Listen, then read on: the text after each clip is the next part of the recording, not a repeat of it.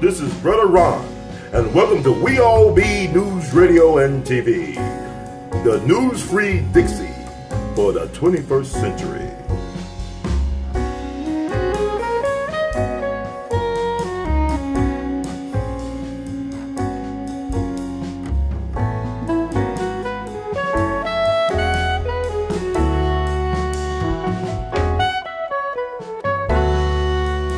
And people be asking about stuff, but Anthony Bourdain. Let me talk about Anthony Bourdain. It was surprising to hear about him dying last week, but I'm not surprised because he's the man who knew too much.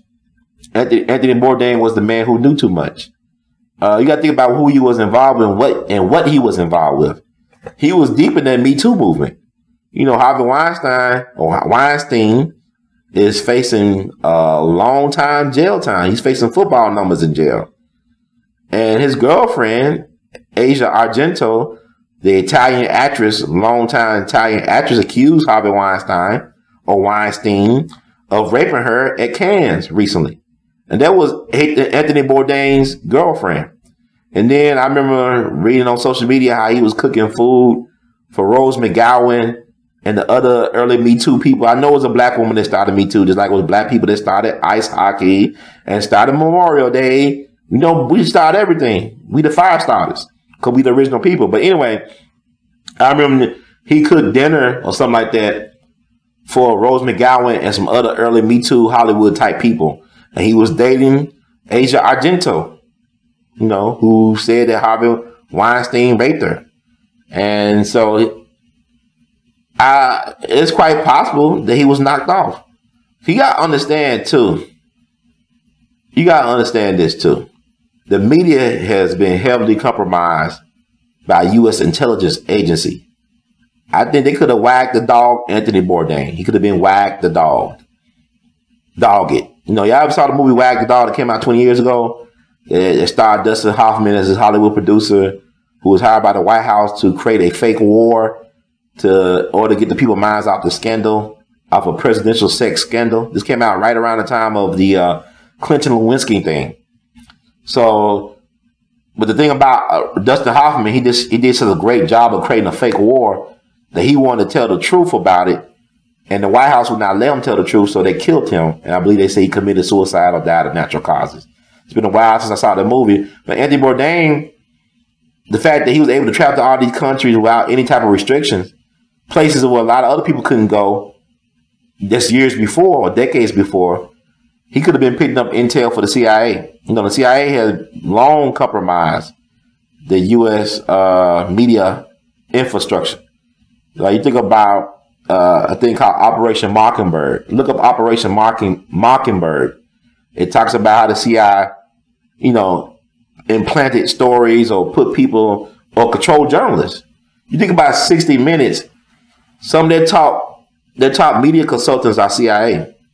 Y'all remember that 60 Minutes journalist who got killed in that crazy car accident in New York? That was just several years ago.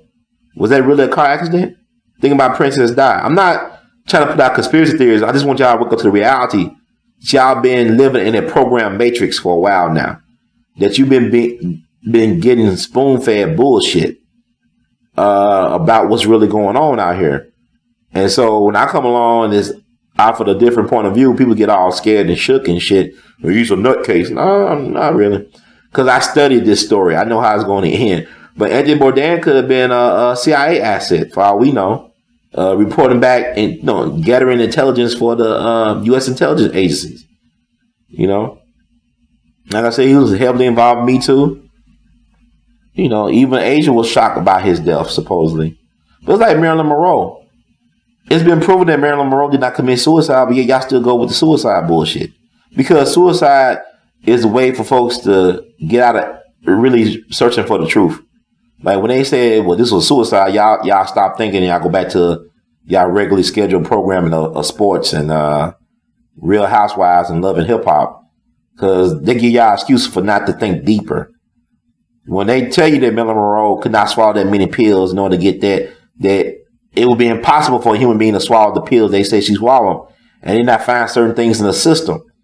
When they tell you that Robert Kennedy, the shot that killed Robert Kennedy came from the back to the head behind his ear. The kill shot came to the right side of his head behind his ear. And Sirhan was standing in front of Robert Kennedy the whole time. He was not in the back, but the shots that hit Robert Kennedy came from the back. And y'all still believe Sirhan did that shit. And he can't even recall being there unless under hypnosis. He cannot even say, I did it. He refused to say he did it. Just like James Earl Ray refused to say he did it. James Earl Ray never had a trial. He never said he was guilty of killing Dr. King. The way I don't understand, y'all assume that James Earl Ray said he was guilty. He didn't. He never admitted guilt. He never admitted guilt of killing Dr. King. Just like Sirhan had a 3-hour conversation recently with Robert Kennedy Jr. The Kennedys want to know the truth about what happened to one of their patriarchs. He want to know the truth about what happened to his father. He was a teenager when his father was assassinated. He want to know the truth. He know that Sirhan didn't kill his father.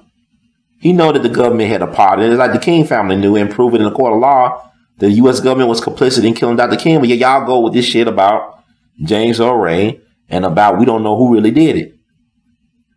I just, it's been proven who did it. And that's why I'm saying this is where I'm at right now, where our people. It's like, you keep on repeating stuff and, ooh, you so full of knowledge. But shit, y'all don't want to do the research because once y'all do the research and once you find out what the knowledge is really all about, then you are held accountable. You got to make a decision. Should I share this? Should I just save it for myself? Or should I not mention it at all because I'm afraid? I think more about the Anthony Bourdain thing. I mean, he had a daughter that he was crazy about. He had his child late in life. Daughter's 11 years old. It's like he was crazy about her. You look at his shows, he make sure he brought things back for her.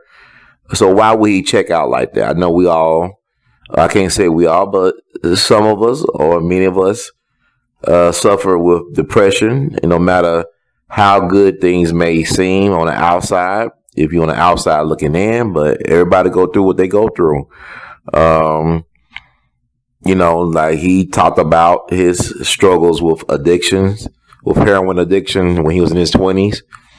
And he didn't really make it until he was in his 40s. I mean, he really started, becoming famous and traveling until he was in his 40s. So it's never too late. But at the same time, people, we accept too much what they tell us. We don't really know what happened to Anthony Bourdain, but I pray at noon that the truth comes out eventually, or that people will have a chance to see what really happened and make up their mind for themselves. But it sounds kind of strange to me that a guy, it's like he was just doing his thing in the middle of life, living life, making a difference, making an impression. One of the world's greatest storytellers would not leave a clue about what happened at the end.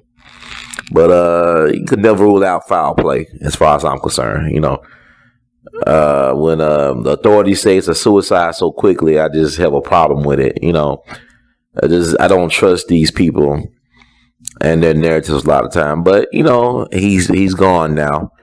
What can we do about it? Just do the research. Just be willing to go down that rabbit hole sometimes.